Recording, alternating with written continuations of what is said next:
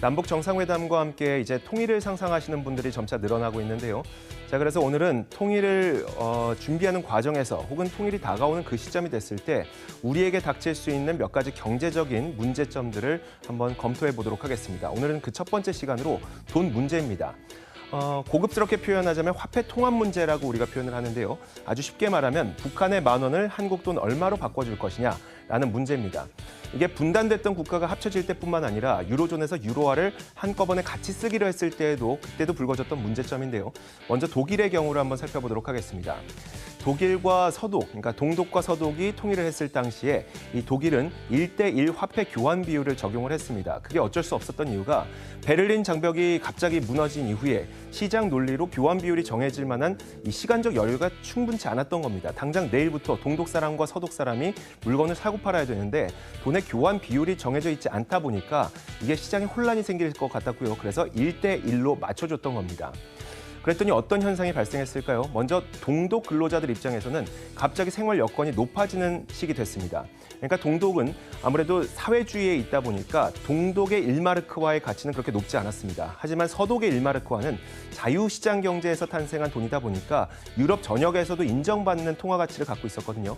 근데 서독 1마르크와 동독 1마르크를 똑같은 가치로 교환을 해주다 보니까 동독 근로자들의 생활 여건이 갑자기 높아지게 된 겁니다. 그러다 보니까 동독 근로자들은 구매력이 높아졌고요. 먹을 거, 입을 거 이런 것들을 사다 보니까 생필품들의 물가가 급격하게 올라가게 됩니다. 여기에서 문제가 바로 이거였죠. 서독 근로자들은 소득이 그대로였는데 생필품의 물가가 올라가다 보니 서독의 경제가 악화된 겁니다. 이런 문제점이 발생을 했었고요.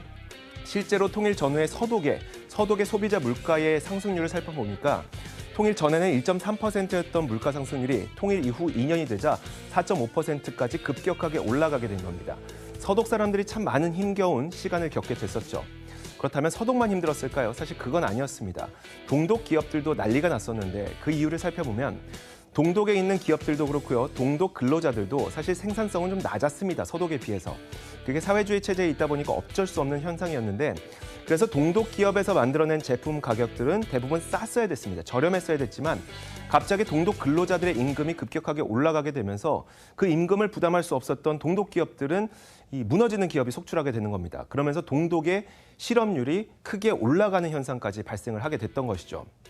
자, 지금까지 얘기했던 거는요. 1대1로 화폐 교환 비율을 맞춰줬을 때입니다. 그렇다면 1대1로 맞춰주지 않고 동독 대 서독을 1대2로 한다든지 아니면 1대3으로 했을 때 그랬을 때면 모든 국가들이 또 모든 근로자들이 행복했을까요?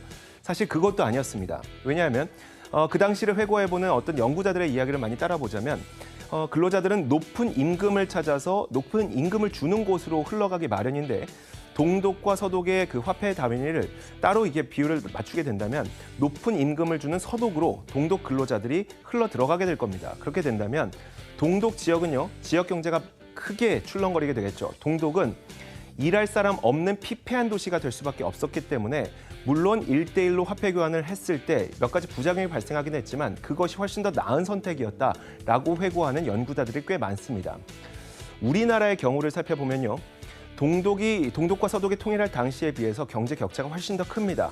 그 당시에 1인당 GDP의 그 비율이 서독과 동독의 차이는 약 2.6배였는데 2013년 기준으로 1인당 GDP 기준은 우리나라와 그리고 북한을 비교했을 때 거의 20배가량 차이가 나게 됩니다. 그러니까 동독과 서독에서 1대1로 화폐 기준을 맞췄을 때보다 우리나라에서 이런 식으로 하게 됐을 때는 훨씬 더 큰 부작용이 발생할 수 있겠다는 얘기죠. 그렇다면 어떻게 하는 것이 좋을까요? 많은 연구자들은 우리나라에 이런 모델을 제안을 합니다. 홍콩과 중국의 모델을 한번 차용해보는 것은 어떻겠느냐. 그러니까 한 국가지만 두 개의 통화를 사용하는 그런 체제를 사용해보는 것이 어떻겠느냐라고 얘기를 하는 겁니다. 왜냐하면 1대1로 갑작스럽게 맞췄을 때에는 여러 가지 부작용을 우리가 막아낼 수가 없지만 만약에 시장 경제에서 북한 돈 한 10,000원짜리를 한국 돈 한 1,000원짜리로 교환하는 게 가치가 좀 잘 맞더라는 겁니다라는 시장 논리가 형성이 된다면 우리가 지금까지 독일에서 겪었던 그런 부작용들은 막을 수가 있었다는 이야기겠죠. 그렇기 때문에 홍콩과 중국의 모델을 우리나라에 적용해보는 것이 어떻겠습니까? 라고 제안하는 연구자들이 꽤 있습니다. 지금까지 시장을 읽는 남자입니다.